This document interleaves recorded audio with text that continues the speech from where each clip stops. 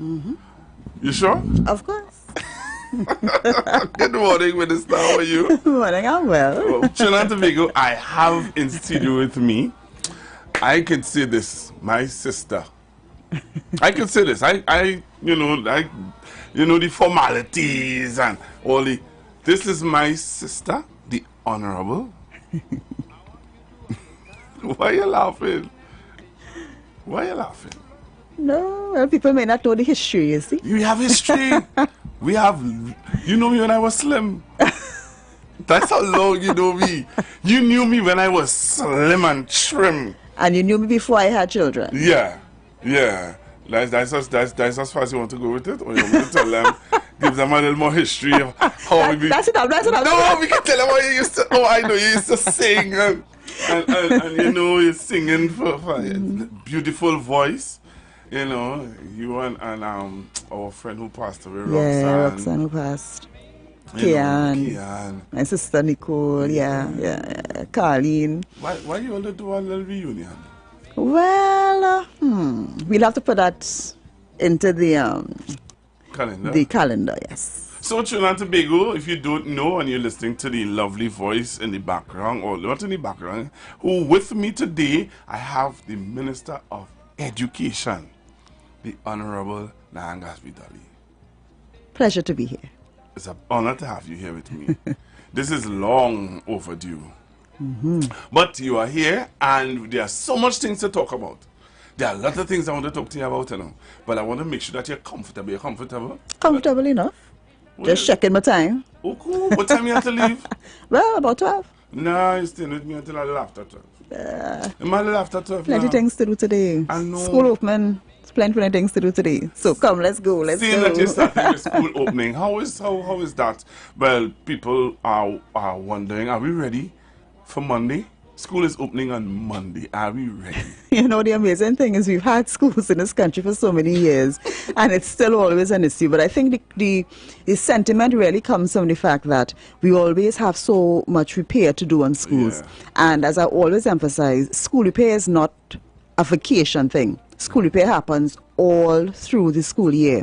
What happens in the vacation, we ramp up as much as we can to ensure that our schools are in the best shape that we can afford for students to attend. It is a fact, and I will say it without any apology, the amount of money we require for school repair to be complete and for us to be in a state where we're just dealing with preventive maintenance would be in excess of $2 billion. Okay. We don't have that available. Okay. So for contrast, what we get annually in the budget to deal with school repair is just about 150 million. And I'm speaking about us needing $2 billion if we want to get to that point. Right. So it's always a situation of trying to balance and to triage what's most important.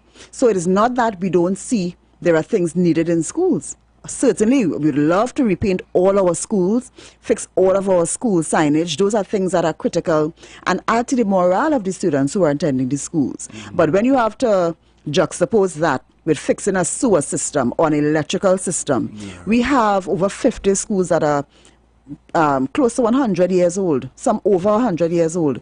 So it's always, what do we do first with the money available to us?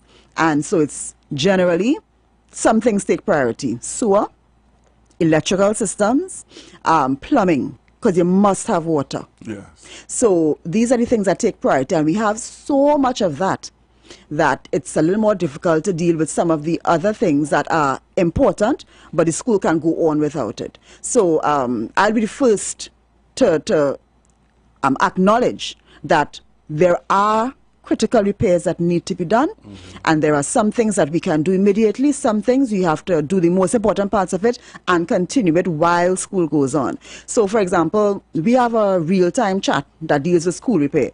So up to this morning, you would find in some schools, primary school principals, and let me say that as well, primary school principals are on vacation in the July-August period. Right. Some people don't realize that secondary school principals are not.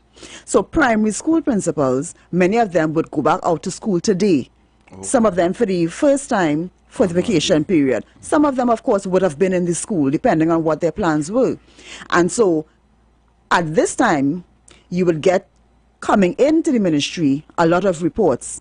Some of them ceiling falling because they might have had a little leak, and during the rains and so on that would have taken place. Like this week, a lot of rain, you would find that in some cases you would have had saturation and a ceiling fall, sewers overflowing. That's something that happens with a lot of rainfall as well. So these are things that are happening now. Today, I'm speaking. Wow. School is opening on Monday. Yeah. So this concept of, are all schools ready? We do all that we can to get the schools ready, but there are going to be things that will come up along the way, and as much as we can handle before the start of school, we will. And if there are things that go on then we will deal with them as quickly as possible as well. Is it that principals would make recommendations on repairs that the schools would need? Yes, they do. We have an online system, and they do send quite a lot. Okay. And when I speak about the figure, that 2 billion, it is because I'm referencing all of the complaints that have come in from the different schools on that system that we are aware of, that we need to address, some of them more serious than others. And we have actually costed what that looks like, and it's about $2 billion, wow, which you don't have available to us. Right, and you have to balance that off with a lot of other things that the ministry Of has course. to embark on. I'm seeing where, I just want to throw this in because I saw it making its rounds around social media, where you would have addressed a situation with a school book, where the book list, and somebody would have done a concerned citizen would have done a video on it, and you would have reached out to that citizen, which I want to commend you on, to let them know that, hey, this is not in my purview, but I can find out for you what is really the requirements for the child for school. Well, if it's the one I'm thinking about, she reached out to me. She is one of my WhatsApp people. I think everybody knows by now I have a very open WhatsApp number. Once you WhatsApp me, I guarantee a response. It's very rare for me to not respond to a WhatsApp. And she was accustomed WhatsApping me before. Okay. So when she actually WhatsApped me about the situation, she did tell me that she had made a video previous to our conversation. And what I explained to her is that what we have done for the past 2 years at the ministry, we have frozen the book list. So the standard 3 book list of, say, San Juan SDA Primary, which is primary school I went to, the standard 3 book list for that school should have remained the same since 2022. Okay. Right? So, of course, if a child is moving from standard 2 to standard 3, they would have a new book list. But that standard 3 book list should have been the same for the past 2 years. Right. So what that meant is that students who were in standard 3 previously could sell back their books. Or if they have a sibling in a lower class that is going to come into that class, they could have used their books. So that is what happened. In some cases, some parents had the conception that the frozen book list meant that they're not supposed to buy new books for a new class. Oh, but you would need to buy new books for a new class, yes. Right? But of course, the book list itself should not have changed for any class for the past 2 years. So that is what it was. So in the case of the young lady, what she had sent to me was a book list that it was very detailed in itemizing the pencils and the different things. And so I spent some time with her explaining that based on my experience with my own children, some schools send a book list that's a little more condensed, and this one was just detailed in terms of, so example, they had about 10 storybooks, and they said you could choose 2. So it wasn't that you had to buy all 10 and so on. So I explained to her, it didn't seem to me that the book list was anything so different from what usually comes. It's just the presentation of it. And so we had a chat on that. Yeah. Wow, I want to publicly thank you for doing that, because there are some persons who think that you all are untouchable or unreachable, and she would have done another video saying that you would have cleared up a whole lot of misconception, and that is really, really good. I want to thank you. I mean, I try to take that role very seriously, even though you can imagine how much time I have to spend on my phone along with everything else. But I think it's important for persons to be able to reach out to those that represent them. I mean, this facility was really for my constituents who, you want to maintain contact with them as much as possible. But once your number is out there, other people are going to get it. They are going to message you. And I can tell you that I do spend a lot of time, trying to deal with the public, to assist in any way I can, offer clarifications, help in any way I can, because I think that's really what we're there for. So tell me, there are some challenges where the curriculum is concerned, where some teachers are saying that there are some children who have challenges. Yes. Right? Yes. And the curriculum is not reaching them. So let's say if you have a young man who may be, let's say, dyslexic, and he has to, this is now much more challenging for him. And I just wanted to find out from you, how does the ministry deal with situations like that? All right, so I'll explain what the ideal situation is, understanding that it doesn't always work the way it should. Okay. So there is a process in the school called the school-based intervention team. That is made up of the principal and a few of the senior teachers in some cases. The principal can choose who makes up the team, and that team is supposed to meet every 2 weeks. At that time, teachers of every class are supposed to forward issues they have with students. So, for example, a young man may be in infants. The young man or young lady may not be grasping the information. That information is supposed to come up to the school-based intervention team when it is submitted by the teacher. And that team is supposed to discuss what could be the possible solutions for that particular child and advance that to the teacher. So it may be that they say, okay, let's call in the parent and have a chat with the parent. That might work in some instances to clear up issues. It may be something that the parent needs to do at home. If that doesn't work and a chat with the parent or whatever, the initial intervention doesn't work, it's supposed to come back to that team, because remember they're meeting every 2 weeks. Okay. And then we may need to call in the Student Support Services Division. That division has the special education instructors. That division has diagnostic specialists. We have child psychologists also working with that division. So the issue is supposed to be referred to the Student Support Services Division, where a closer look at what is going on with that particular child can be made. It might be a social issue for a school social worker, or it might be a situation where the child needs to be assessed and needs to be checked to see if they have a learning disability or so.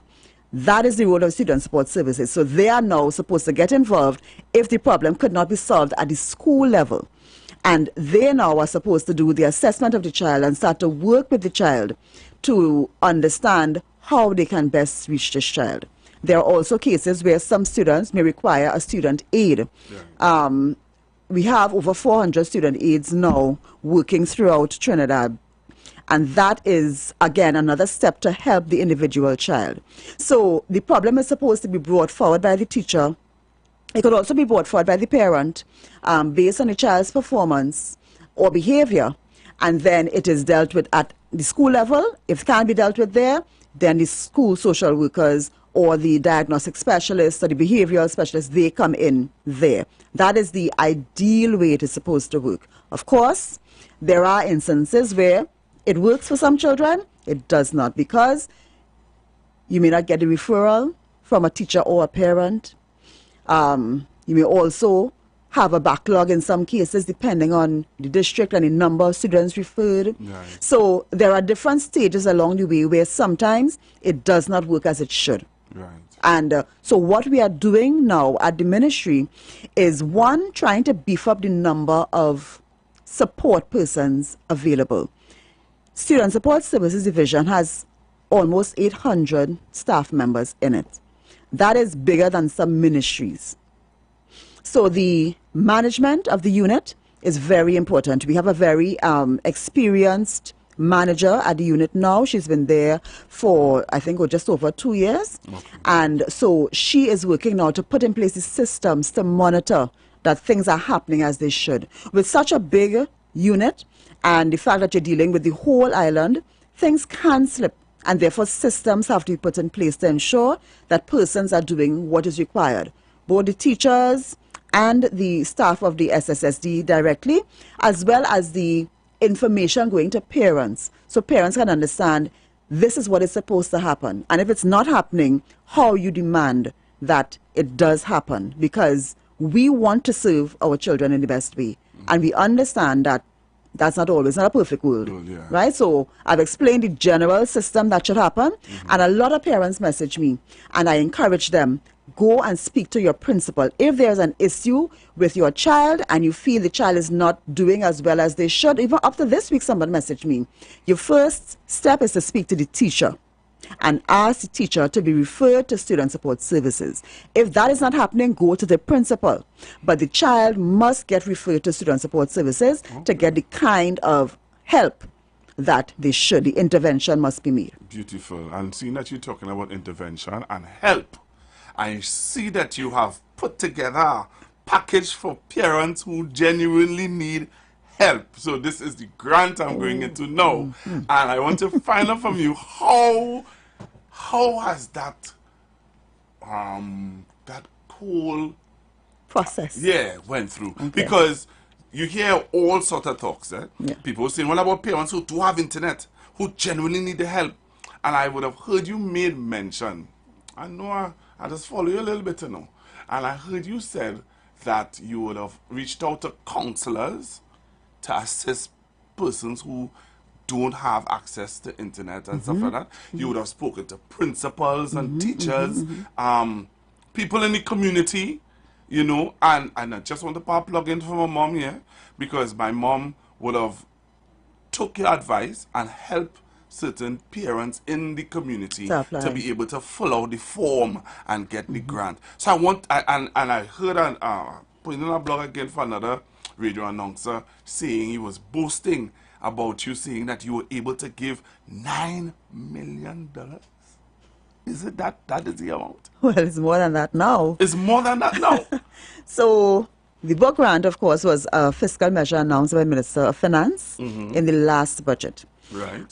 So the first thing we did as the Ministry of Education, we liaised with Ministry of Social Development to find out if the easiest way to pay this grant was through social development, because it is a social measure, right?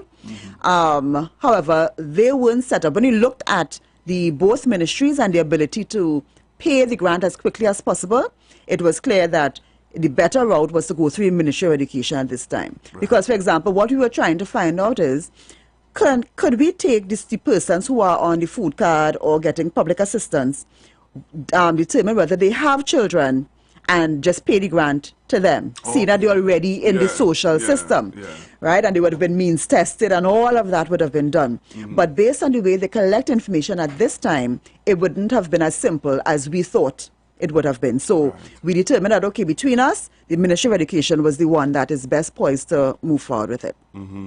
So then we sent out the applications and so on for persons to apply. And we would have, of course, put it widely on social media. I know that counselors were helping. We asked principals if persons did not have access to internet at their homes, at the schools, assist them in filling out the forms and so on. And 26,000 odd persons would have applied for the book grant. Right? Of that, 20,000 applications were successful. And with the minister, you're talking too quick. You're talking too quick. How much persons you said qualified? 20,000. Minister, you're saying 20,000 persons, you know? Yes, 20,000. And to add to that... Check your phone. Check and see. Somebody messaging you and telling you, Minister, no, you're saying the wrong thing. Of course, 20,000. And to add to that, as of yesterday's figure, we would have sent, based on what we sent to the different banks and what we sent for checks, because some persons don't have bank accounts, we would have sent out over 19,000 of those payments already. And I want to really thank the staff of the ministry, because this Minister, is not a usual function. If I didn't have a bank account, we had to give you a check. So we send the checks to the district offices and we advise persons where to go and collect the check. Minister, I do have an ID card. Well, he needed an ID card to apply. He needed an ID card, right? Because we have to have proof. I tried to see how I can get you. So, Minister, you're saying to me, because, you know, some people saying that $1,000 wasn't enough, eh? Well, No, it's assistance, sir. It's But assistance. Minister, I have a son going secondary school. It's assistance. He going into Form 2. You know the size of the book list? I know. But it's Minister, assistance. But Minister, you shaking a girl in assistance. Well, you see. Me too. You do? Me too. No, man. But of course, we chose the most vulnerable Right. to give that grant to. And I want to really thank the staff of the ministry because, as I said, this is not a usual function of the Ministry of Education. Right. So we had to devise a process. We had to assign staff who have other normal, regular duties to ensure that we got this done. And I know that some people reached out and said that they didn't, they weren't getting through on the WhatsApp, they weren't getting a response on the email. I just want them to understand that as much as the staff are trying to respond, they're also trying to get the grants out. It's the same group staff. of people. We didn't hire new people. We don't have the funding to hire new people to do it. So, I mean, I must apologize on their behalf that in some cases they weren't able to respond to persons as quickly or even at all as possible, but they have been working really hard to get it out. You think that there might have been more persons who would have needed assistance and just... I am sure, because a lot of people, reached out and said, when the grant was being paid, how can we apply? But we posted it, we encouraged persons, we even extended the deadline to encourage people to apply for the grant. So if it comes again, we would be encouraging persons again to take advantage. And want to encourage persons, follow the ministry's Facebook page or Instagram. We are even on TikTok. Follow us, because that's the only way you can get information readily. And not just us, but all of the government ministries that offer services and resources for our citizens. Ministry of Youth Development and National Service, Ministry of Community Development and Sport and Community Development, Ministry of Tourism and Culture and the Arts.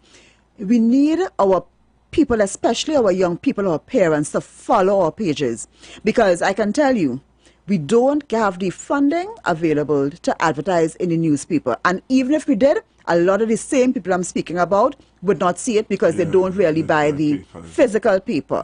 A lot of them are online. So we are in the online space and we are in the social media, we are on the platforms. Please follow us so the information will come up on your feed. Well, Minister, I on YouTube, how much people we have watching us now. You could have come and throw a little ad here. You know what I mean? Ad is money, ad is money.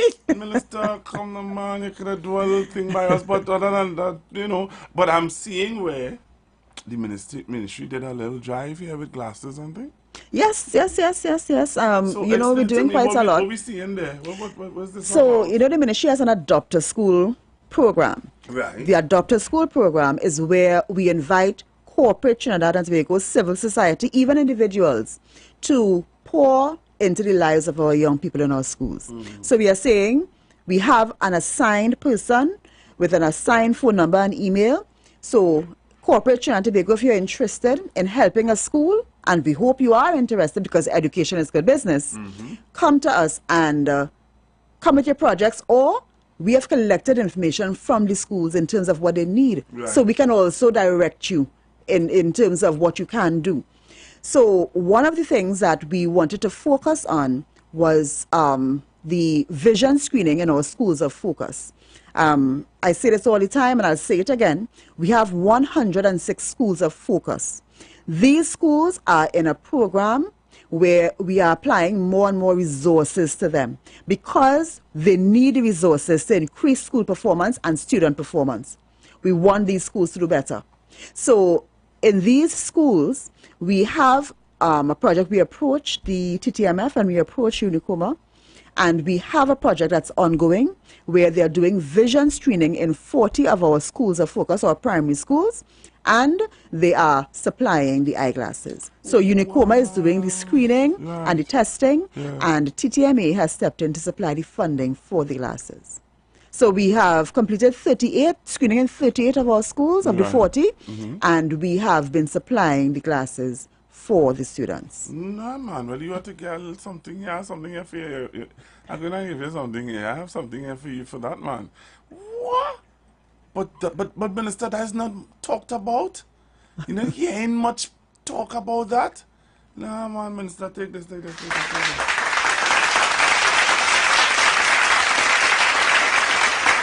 Of the teams that work very diligently to get these projects off, Yeah. I thank you, because it's a team that, you know, really is working hard to do that and so much more at the ministry. The ministry is a very, very broad ministry, and as much as we try to, you know, promote all the things that we are doing, it's a lot. Wow. I'm seeing new... What is this about? This new and integrated approach to learning, that will be part of our digital transformation thrust. And of course, we are working very hard on the digital end. Right. At this time, we are happy that we have been working with iGovTT to introduce two really important projects. One is an online numeracy project that we are working on again for our schools of focus. You see, at the Ministry of Education, we are looking very seriously at equity in educational opportunity. There are some children, many of them going to these schools of focus, that are not as privileged as the other children to have parental involvement and to have community encouragement. And we want to put more into these schools to assist them. So we have been working with iGovTT as part of our digital transformation in the ministry, and so we are working with them to get a numeracy solution. So what that is, many parents may be familiar with it. I certainly used one for my children when they were in primary school. They can go onto a program and it tests them in different areas of math. Right. And so it will give them some explanations and some questions. When they do the questions, based on what they get wrong, they will get marked immediately. Based on what they get wrong, they will get some more questions now. They will get some corrections and then more questions in those areas to help them in their practice and to make sure they are understanding and grasping.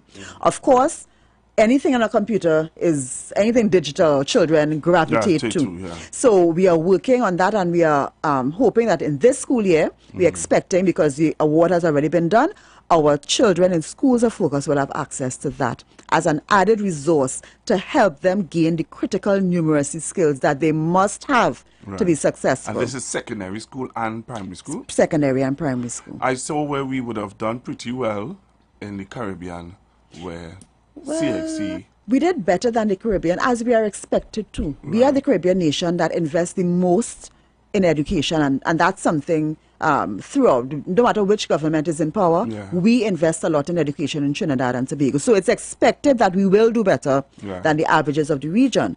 But we can't close our eyes to those who are not doing well. Okay. And that is why the School of Focus, that is why that is there.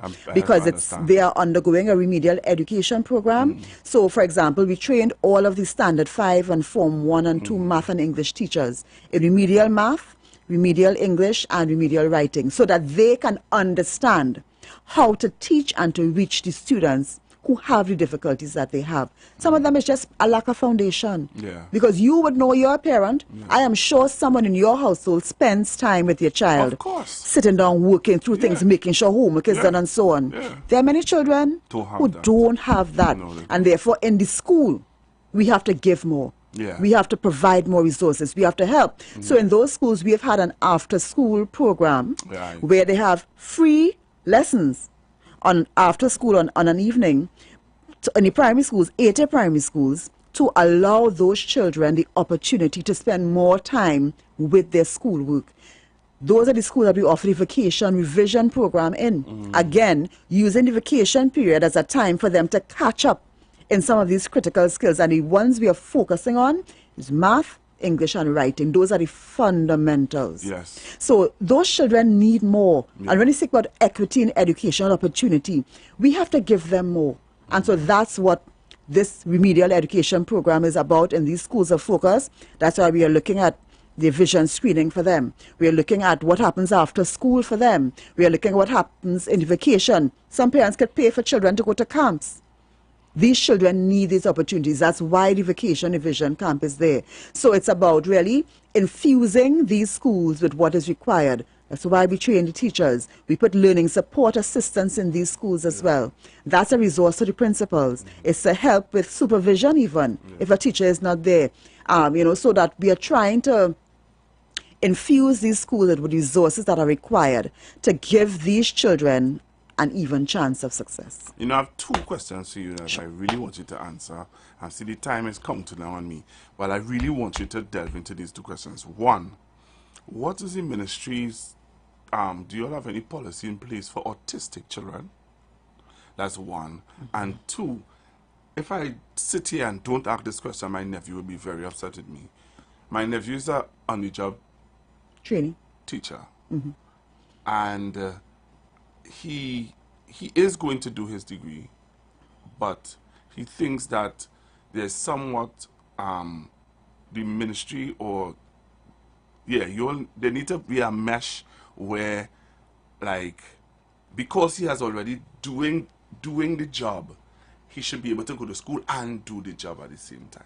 Okay, so I'll deal with the first issue, which is the Autistic children and any child with special needs. So autistic children would fall under the category of students that the student support services are designed to assist. Of course, the first option is the inclusive policy, where once a child can succeed in the mainstream education system, we allow them to stay in that system rather than separate them into a special school. However, there are children who, based on their special needs, would be better served in a special school. So I'll deal with mainstream first.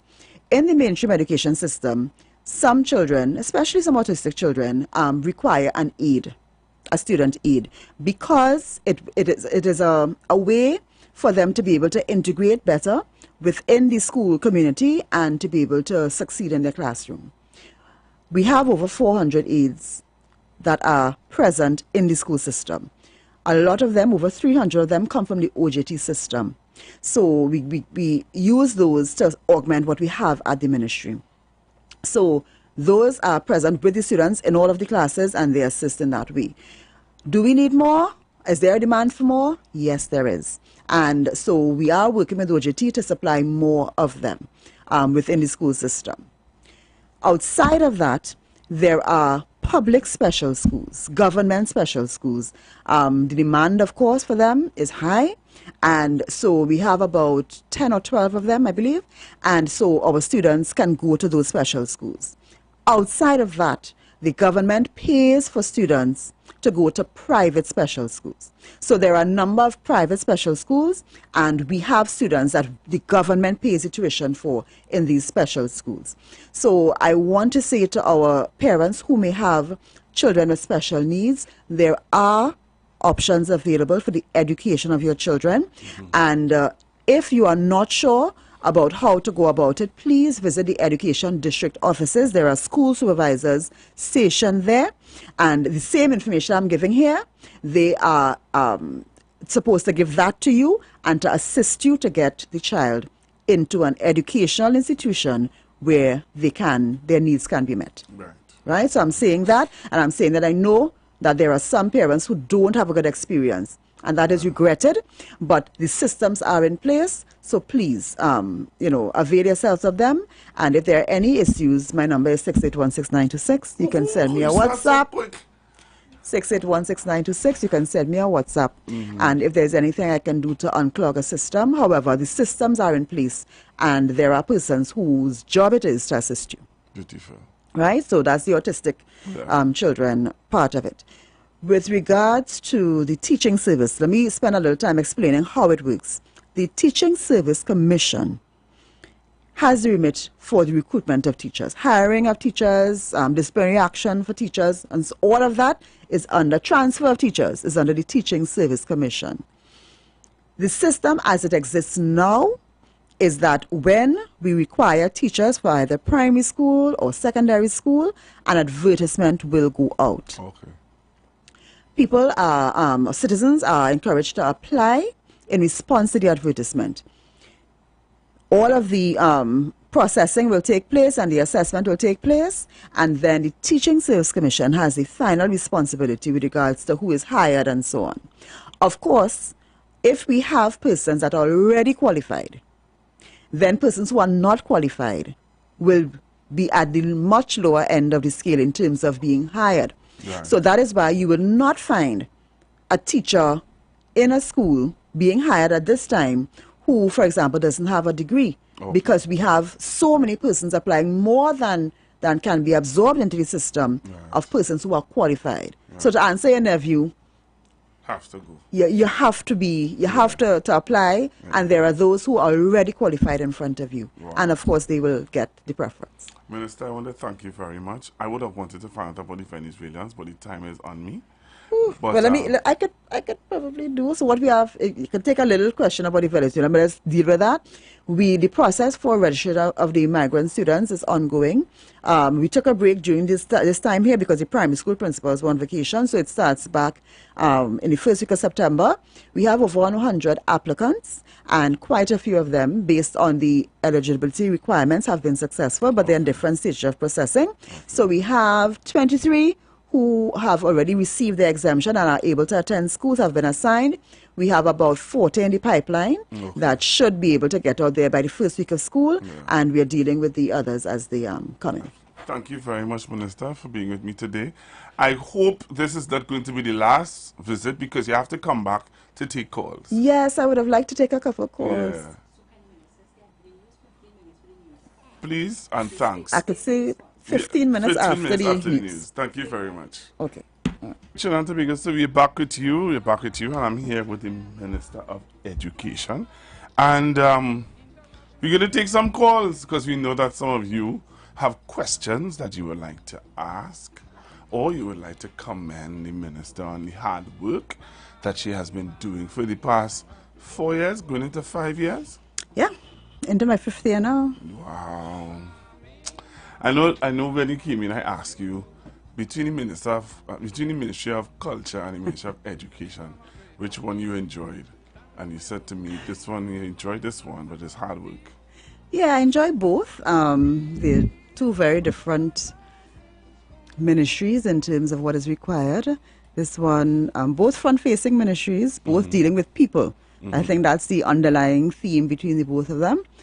This one is a lot broader, because you're dealing with so many children, and everybody has a child or a grandchild or a cousin or a neighbor, so it's quite a lot, but it's what we call to do. I know. As the Prime Minister says, hard work is for young people, right? and we know you like hard work.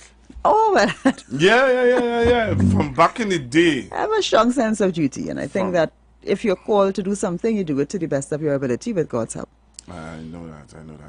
We grew up with that understanding. Mom and Dad always taught us that. Yeah, I can do all things through Christ who strengthens me. Watch him, let me play a song with old Steve Green.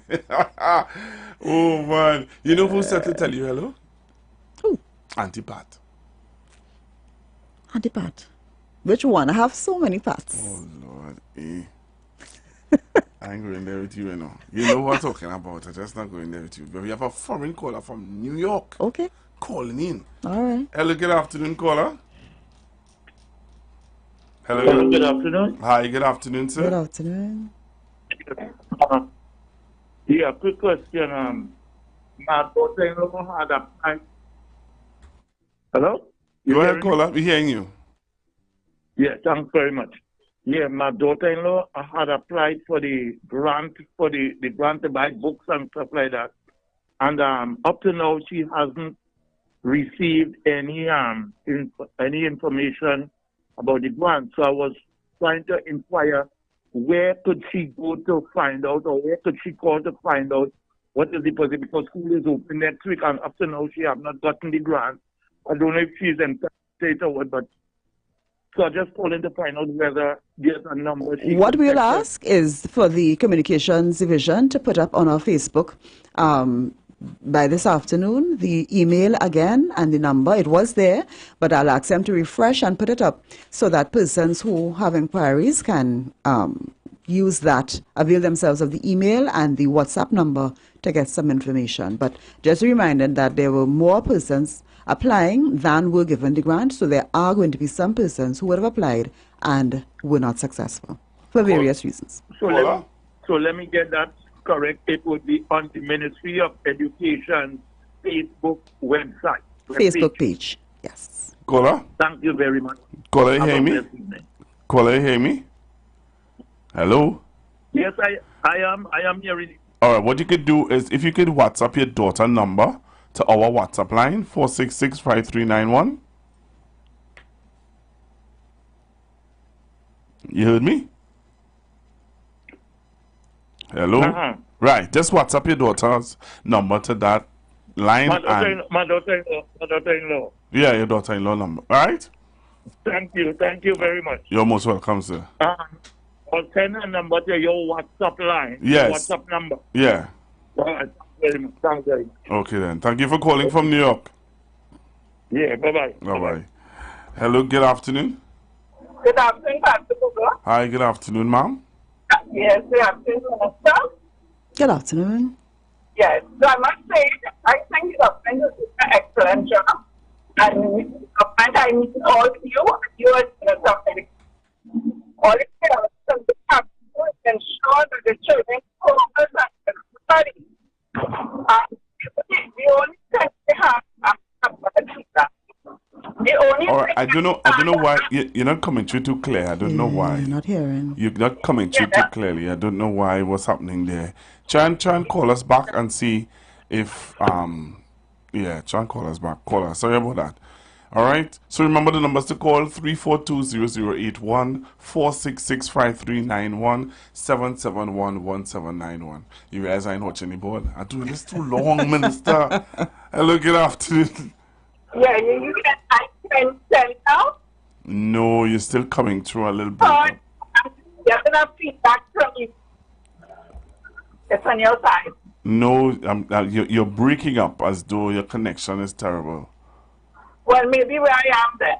Yeah, maybe where you are. Yeah, not a little better now. You hear me better? Yeah, you hear me a little better now. Go ahead. Okay, so I'm satisfied with the government system, with the educational system. My children went through that. My grandchildren is in the system right now, with my grandson and my granddaughter, and they're doing excellent, I must say. So I want the parents and they to let children focus on their studies. They can do other things after their studies because we are paying for that, meaning everybody, including their parents.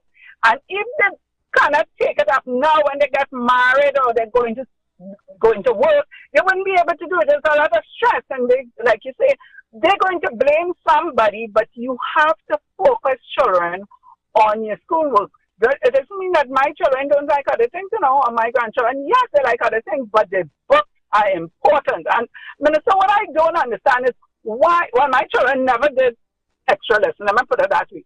But why is it that teachers are giving extra lessons to the children they teach during the day? Thank you. All right. Let's take another call before you answer the question, right? Hello, good afternoon.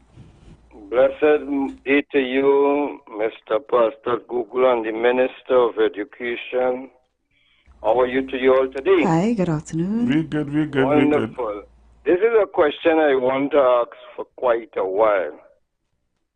I am not in school. I passed that time, but I think what I am asking is basically understandable.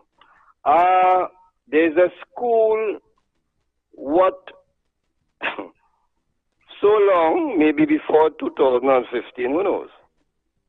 And that is an old school. That is in Woodbrook, Anna Street. They call it Akal School. It's a Presbyterian school. The school had get probably old, whatever, and they break it down and they start to build. There's a frame of steel and they can pan on it. It's right at the corner, almost off Strawberry Road going into Anna Street. Opposite Amar, I think a TTT post. Between Robert Street and the main road. I think there is at Anna Street. And that is an old school. That was there when since St. Crispin was there. And I think the Presbyterian people are somewhere down in Lucknow Street, where a church is there on the bank. And I want to know when the old minister in 2015 say he built 100 schools, how come that was not either finished or complete, or if you could give some light on that, it would help me, or, because of that is the understanding I would like to know. Okay, caller, thank you very much. Wonderful. All right, let me deal with the extra lessons question first. There are some children that require extra help to be able to do what is needed for success. Some teachers do extra lessons outside of the school. Some offer classes within the school. In a government school, a teacher is not supposed to offer classes for pay within the school building, Okay. right? That is a clear thing that is not supposed to happen. But some teachers do offer assistance, some without any extra, just to help students. And the caller, when she spoke about the parents and the influence of the parents on the amount of work students do, that is one of the main things. Society has changed from when I was a child to now, and far less that person has grandchildren. So it would have changed from her time as well. In many cases, parents had more time. Life was simpler and slower. Children didn't have as many distractions as they have now. So their schoolwork is now competing with a lot more.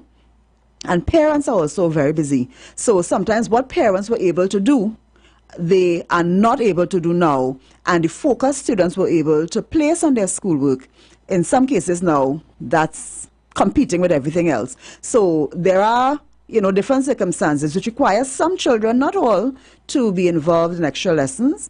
And where that is required, as I said, it is not allowed on a school compound, a government school, for a teacher to charge for extra lessons on that compound, but this is a situation, and it does help quite a few children in some circumstances. Let me deal with the other issue of schools and the 100 schools. I want to make it very clear that in 2015, what we met, the PNM government would have met maybe 100 contracts for schools. In some cases, some of those schools had started, some had not started, and there was no funding to be able to pay for the building of the schools. Let me be clear, I would have said earlier that school repair, what we get on an annual budget for school repair is about $150 million. One school, one secondary school, the size of it, you see the huge size of a school, can cost approximately $150 to $200 million, one. So if you're speaking about a school construction program that is in the hundreds of schools, understand that the usual way this is managed is not within the budget, the annual budget of the ministry. You would have to find loan funding to apply to that. And in that order of 100 schools and so, you are looking at loan funding of $3 to $4 billion. So if you're going to start a program to construct schools, you have to have that money available to be able to do it. So that money, that arrangement was not made. So when the contracts were awarded for all of those schools, the ministry could not pay the contractors because there was no money arranged. So what happened at the time is that the government was faced with the choice of going into debt and borrowing that amount of money to finish all of the contracts that had been awarded and the schools that were in different states of completion. The government at that time could not do that. That was not a responsible decision to be made because, of course, the government balances the education budget with everything else. And therefore, what we did at the time, we regularized the contracts and we started doing the schools in phases. Right. So there would have been 13 schools in phase 1. Those were completed at a cost of about $400 million. We're into phase 2 now. There were about 8 schools in that phase. We're still completing 3 of those schools. The others have been completed, and that's another $400 million. So there'll be a phase 3 where we take another set of these schools and apply funding, and that's available from loan funding to be able to complete. So that is the stepwise progression. So the Woodbrook Presbyterian School is one of the schools where a contract would have been awarded, no funding was available to complete it, and therefore it will be completed within the different phases by which we are approaching the completion of that construction program. Okay. Hello, good afternoon. Yeah, afternoon, Pastor Google. Aye. Afternoon, Madam Minister. Thanks for your service all years. True, ma'am. Thanks, good afternoon. I have 2 simple questions. I would like to find out the state of the schools. Where first repairs. I understand, and thank you for the explanation on the building of schools. But the state of school repairs, seeing that the term beginning is upon us, and also, I would have thought, please enlighten me, I would have thought that as the school closed for the August holidays, that repairs would have started one time and we'd have get schools on time and things, but somehow like that don't happen. Can you please explain? Thanks very much. Let me indicate that, you see, even before the vacation started, the allocation we had for school repairs was already expended. So that $150 million we got at the start of the fiscal, that was expended by the time it came to the vacation period. So we would have had to seek further funding to be able to complete works in the vacation. And let me say it again, maybe the caller didn't hear me at the start of the interview. School repairs does not only happen during the vacation period. School repairs are an ongoing thing. So even during the school term, there's always repair work going on because the schools, we have over 800 schools. They're in the various stages in terms of their age and they need a lot of attention. So we do not have what it takes to do all the repairs to the schools as we would like. It would take us about $2 billion. And I'm using that figure on the basis of the requests we have from principals all over the country for different things to be done on their schools. So what the ministry has to do is choose the most important priority projects that will cause a school not to be able to function, and we will focus on those first. So sewer problems, electrical problems, plumbing problems, those are the three major things that we pay the most attention to and give the most priority. So when the vacation time came, we would have prioritized what available funding we had and started work. So we had about 20 million available to us. And I'm saying 20 million, and that is not a lot. In fact, based on what needed to be done, we needed 190 million. So I'm trying to contextualize the reality. So we had 20 million. We started work with that to see how we can address the most critical issues in schools. And then some more was made available to us in Ministry of Finance, and so we embarked on more. But let me emphasize, school repair does not only happen in the vacation time. It is spread throughout the school year. As a matter of fact, we had 27 schools that have been undergoing serious renovation works for over a year now. When the school term is going on, the work happens on an afternoon and on weekends, and when the vacation time comes, they ramp up the rate of repair. So it is not that the ministry just sits and says, this is vacation time, we're not doing any work. We started the work based on what funding was available, and we have continued and will continue. So as we head to the opening of schools on Monday, work is continuing apace even now to ensure that the critical things are done, and whatever is outstanding after that, that will go on as it usually does during the school term, on afternoons and on weekends. Thank you. Hello, good afternoon, caller. Hello, good afternoon. Okay. Me? Hi, good afternoon, caller. Yes, can you hear me? I'm saying good afternoon, yes, sir. I'm hearing and good afternoon to the minister. Good afternoon. Right. I want the minister, please, to address a situation that I've discovered in some primary schools. I have discovered, I am a retired teacher. I used to teach in infants at one time before I moved on to secondary. But what I see happening now is that teachers are giving infant one children a whole lot of assignments where the parent has to do the work, not the child. For example, if they're doing something on fruits or topic on fruits, the parent has to write out a whole lot of things, go get it typed, go get it printed, get a bibliography. And I want to know, because when I was doing my teacher practice, I had to teach in order to pass my exams. And I want to know, why are teachers now giving children a whole lot of work to do at home and saying this is for course marks? Some children do have access to a whole lot of things at home where they can do their work. Why not ask the children to bring in things and let them do it in the presence of the teacher so that the teacher can mark them fairly and see that it is the child that is doing the work and not the parent? Because too many times I'm seeing children come in with a whole lot of things to get done at home, and in the infant 1 and infant 2 classes. I'm not talking about secondary and the 4th standard and 5th standard. So no, I'm talking about in the first year group. I find parents to be That must be addressed. Thank you very much. Well, two scenarios there. One, there may be need for increased teacher training in terms of how to design projects and how to structure projects, because it's important for children to have these experiences in terms of putting things together and synthesizing information and doing projects. That's one. On the flip side, though, sometimes for parents it's easier to do a project than to lead a child through a project. And I mean, I'm not speaking for every teacher or every project, but in some cases where the requirement is for a parent to lead a child through a project, a parent may just find it very easy to just do it quickly and hand it in. Of course, this does not meet the requirements because the child doesn't get the benefit of it. So what you're saying there in terms of, a teacher structuring a project such that they are sure a child is doing it, that is, I think, very important, because you may find that some parents may not understand how to lead a child through a project. So that may be an area where the school may want to help the parents to understand what is the difference between leading a child through a project and doing the project for the child.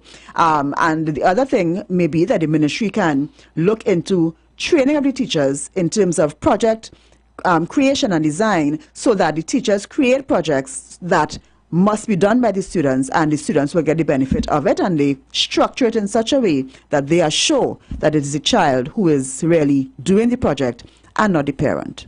Let's take a call. Last one, eh? Hello, good afternoon. Good afternoon, Pastor Google. Hi, good afternoon. Yeah, good afternoon, Minister. Good afternoon. Minister, I want to congratulate you on the Ministry of Education for the work done to the children of Trinidad and Tobago, and particularly the work done for children who are in challenging circumstances. I refer to the remediation program, the vacation remediation program, and the after-school remediation program. I refer to the concept of moving to bursaries, where there's a question of those who are financially able, or unable to meet the challenges they're given that support. But my concern, Minister, is, having done all that work, is the best kept secret. It is because I am a former educator. It is because I have spent many years in education that I follow this. But the rank and file people on the streets are not aware. So I hope that this interview with Pastor Google is not a one-off. It's not a sentiment. But there is need to educate the ordinary man about what is going on, particularly for those children in challenging circumstances. Thank you for taking my call, Pastor Google.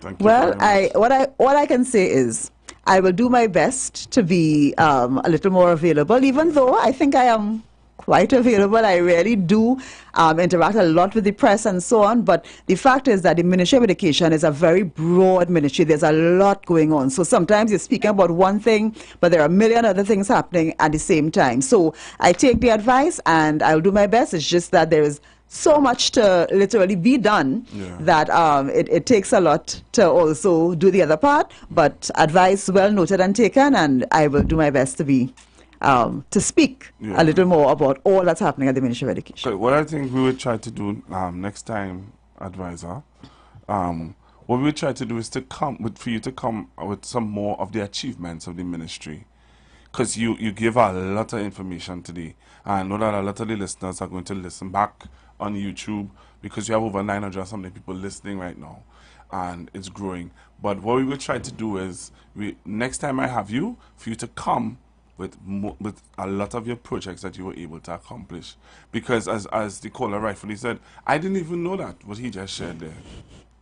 And we do a lot of speaking, we do a lot, but as I guess it just needs to be kept current, and so we'll be back. And because you come on ministry business, we even touch your constituency. No, shout out all my St. Anne's people. All my St. Anne's.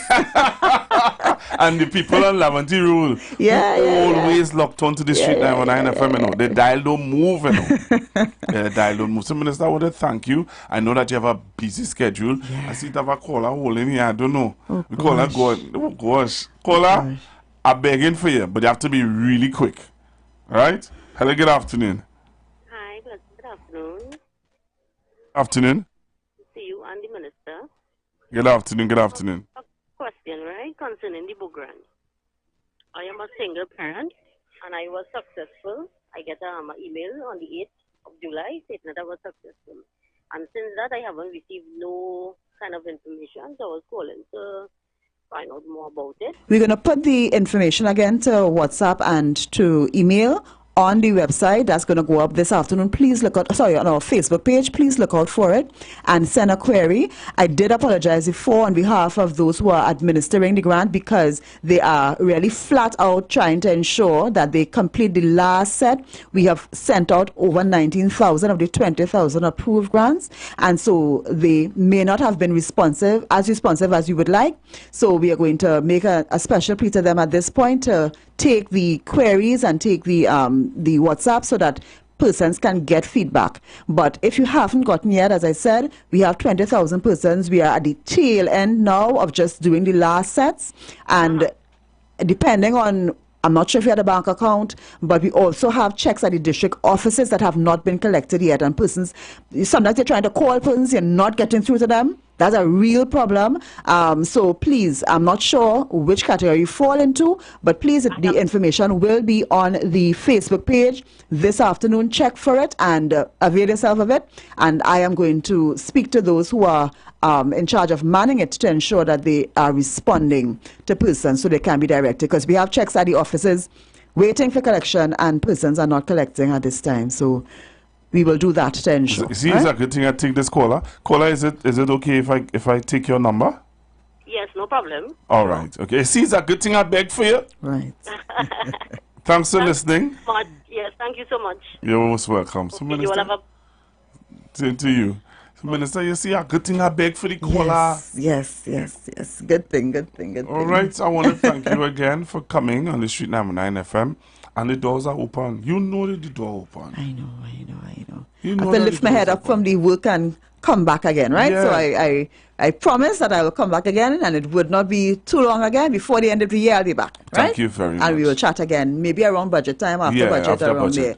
We could chat again. Thank you Right? very much Okay. again for coming. So, Trinidad and Tobago, I hope that you all got the information. Before Minister go, Minister, how much people got the grant again? Over 19,000 already. Minister, how much money you all give out? That's $19 million. Thanks, sir. Blessings. Thank you very Blessings, much. everyone. Have a wonderful afternoon. Thank you for having me, and I'm looking forward to coming back. Thank you very much again for being here.